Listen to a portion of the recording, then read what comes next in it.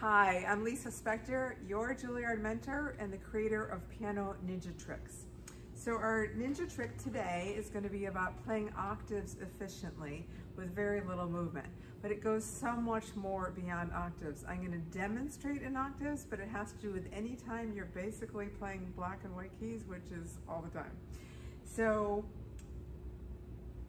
I am going to show you how to use little movement with the most efficiency. So when you're playing, I'm using octaves as an example. So when you're playing octaves, it's really important that your thumb controls where your outer hand, where your fifth finger goes. So when you're playing a black note, that your thumb is really close to the whites as opposed to being up here. And when you're playing a white note, that your thumb is really close to the blacks as opposed to being back here. So I'm going to demonstrate and then I'll bring the camera closer. I was playing in my Facebook Live concert 2 days ago, the Chopin third Scherzo, and there's tons of octaves in that opening and throughout the piece. And I'm going to show you, if I can, how I would play it ineffectively, how I would use a lot of vertical motion, and then I'm going to go to how I do it normally, which is using a lot of horizontal motion. So if I'm wasting a lot of space, which is wasting energy, which tires me, which I don't want, I would play it, I'm going to slow down a little bit because this is not easy for me. I'm going to play it with a lot of motion this way. It's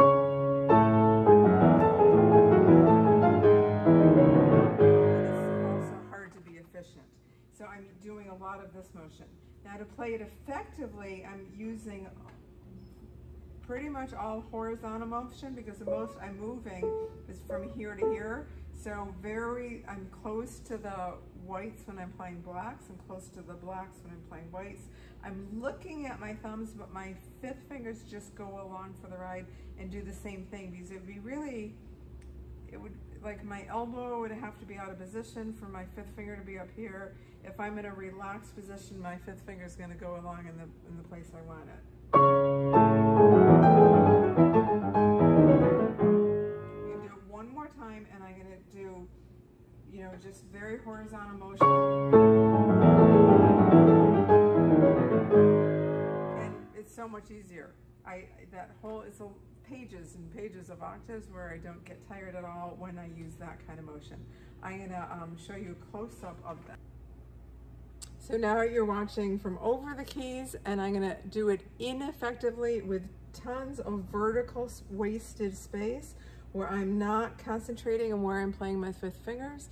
I am just, where I'm placing my thumbs, I'm going back and forth. And again, I don't normally do this, so it's not easy for me. Don't do this at home.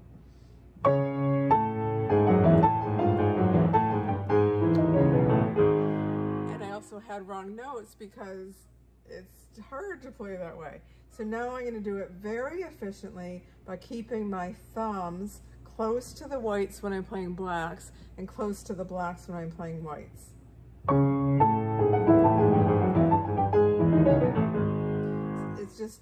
It's like almost easier to play faster. Do it one more time. I'm going to do it in slow motion now. So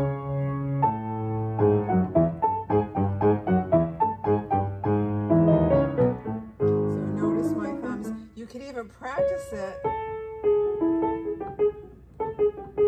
So practice it with your thumbs close, as opposed to going back and forth. So one more time in regular speed that Chopin wrote it in. And it goes on for pages like that.